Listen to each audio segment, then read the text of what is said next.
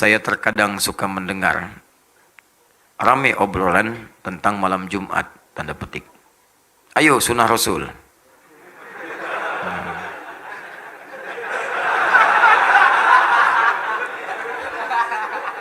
Paham nggak?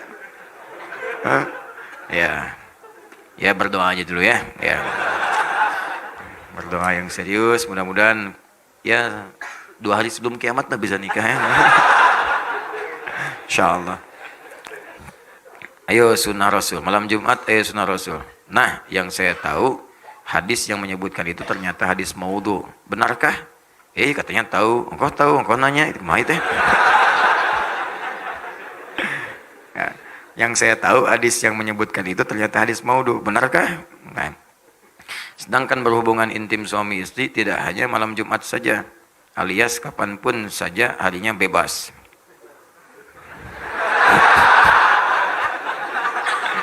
Aduh, baru sholat subuh. Bagaimanakah sebenarnya yang Rasulullah SAW ajarkan tentang berhubungan intim dalam pernikahan? Dan bagaimana hukum istri yang menolak ajakan hubungan intim? Dilaknatnya maknanya apa? Ya baiklah.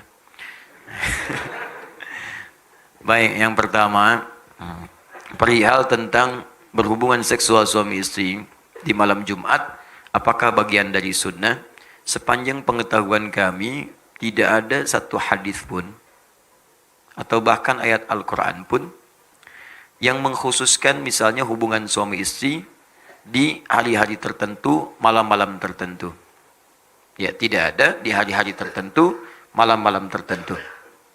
Sehingga Syekh Wahbah Az-Zuhaili, Allah yarham, dalam kitabnya Al-Fiqhul Islami wa Adillatuh, saya sarankan kalau ada rezeki beli kitab ini. Sudah ada terjemahannya dalam bahasa Indonesia. Ini bagus sekali.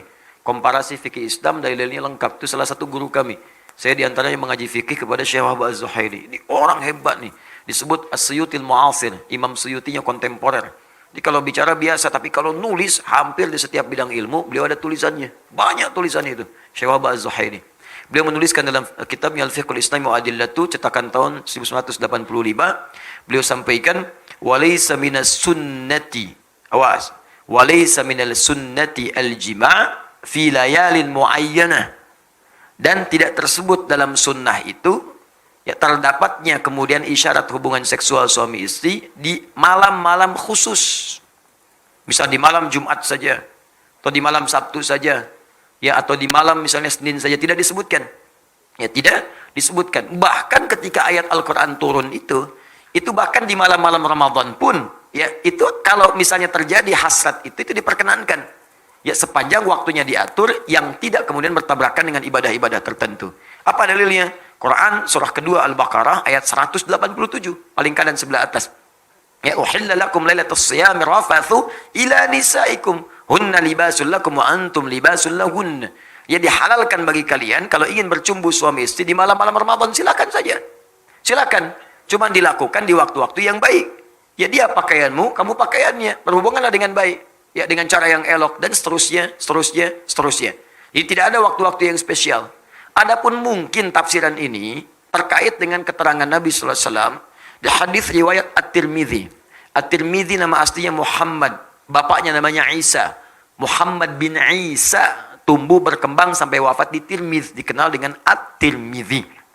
Menyampaikan riwayat dalam kitabnya nomor hadis 496. Ya, man igtasala fi yaumil jumu'ati wa ghassala wa kabbara ya wabtakara. Siapa yang mandi di hari Jumat, mandinya sempurna hari Jumat. Mandinya sempurna, dibasuh awal sampai akhirnya. Ya, ghassala itu biasanya dalam bab fikih al-ghuslu seperti mandi junub. Sempurna gitu kan? Ya, jadi teliti, rapi, ya dari wudhu terlebih dahulu, kemudian rapi dari atas sampai bawah sempurna dibersihkan. Itu ghassala. Ya, ghassala yughassilu. Ghuslun babul ghusli, bab mandi secara menyeluruh. Ya, babul janabah, bab mandi dalam janabah. Babul ghuslu, mandinya itu mandi terkait dengan janabah. Ghassala diartikan itu. Siapa yang sebelum berangkat Jumat mandi, mandinya seperti orang mandi junub, sempurna dia. Kemudian dia berangkat ke Jumat di awal waktu, mengambil saf paling depan. Ada yang nafsirkan di awal waktu, ada yang nafsirkan ngambil saf paling depan sepanjang tidak mengganggu saudaranya. Menafsirkan saf paling depan itu bukan Anda kemudian melihat peluang di situ kemudian menerobos orang sampai orang tidak nyaman. Ya, punten, saf pertama nih, saf pertama, bukan. Ya, datang di awal, duduk dengan nyaman. Ada orang datang, berikan ke lapangan. Bukan Anda datang terlambat, menerobos saf paling depan. Sudah penuh, Pak. Urusan penuh, urusan Anda. Urusan saya dengan malaikat nih. Wah, pengen dicatat depan, unta. Ya. Baik. Nah, itu nggak dibenarkan. Lalu dia datang saf pertama. Duduk dia mendengarkan khutbah dengan benar sampai selesai. Maka orang ini seperti mendapatkan ibadah puasa dan sholat selama setahun penuh. Dapat pahala orang puasa dan sholat malam selama setahun penuh. Cuman Jumat itu seperti hadisnya sahih. Termasuk oleh Syekh Al-Albani. Sahih hadisnya.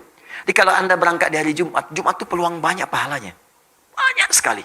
Dari wudhunya, dari mandinya, dari macam-macamnya, dari berangkatnya sampai masuknya dicatat pahalanya, sampai sholawatnya, sampai istighfarnya, sampai berdoanya. Bahkan pasca Jumat pun ada doa khusus yang kalau Anda berdoa dengan benar sulit untuk ditolak.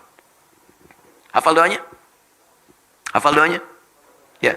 Allahumma ikfina bihalalika an haramik. Allahumma kfina bihalalika an haramik wa aghnina bifadlika amman siwak wa bita'atika an ma'siyatik. 3 hal yang dimintakan. Pasca Jumat minta. Sunnah minta. Ya Allah, cukupkan aku ya Allah dengan segala yang halal darimu dan jauhkan aku dari segala yang haram yang tidak Engkau tetapkan. Yang halal. Kalau Anda kemudian berumah tangga, cukupkan dengan istri yang halal saja ya Allah. Maka akan ditutup pintu-pintu zina, pintu-pintu selingkuh, pintu-pintu yang tidak baik. Dinatap istri orang itu sudah nggak ada getaran lagi. Udah selesai, biasa aja. Dia hijab oleh Allah. Yang menarik itu cuma istri sendiri. Istri orang punya orang. Nah, ini kan kadang-kadang pasangan sendiri kayak nggak menarik. Pasangan orang seperti ketarik-tarik. Punya media sosial, ditatap status seseorang. Punya media sosial, ditatap status suami orang gitu kan. Kenapa suami saya tidak seperti ustadz ya? Suami ibu ditetapkan oleh Allah sesuai dengan kepentingan ibu. Istri saya dikasih saya, atau istri orang lain dikasih suami seperti yang seperti itu. Kenapa? Karena itu yang sesuai untuknya. Itu yang bisa mengantarkannya ke surga. Partner untuk berbuat baik dalam kemuliaan. Itu poinnya. Dan Anda minta kepada Allah, jadi Anda nggak akan bersentuhan dengan yang haram. Harta, minta yang halal, Anda akan bersentuhan dengan yang haram. Di ke kantor pun ditutup dari yang haram-haram. Bahkan kadang-kadang yang haram nggak nyampe ke Anda.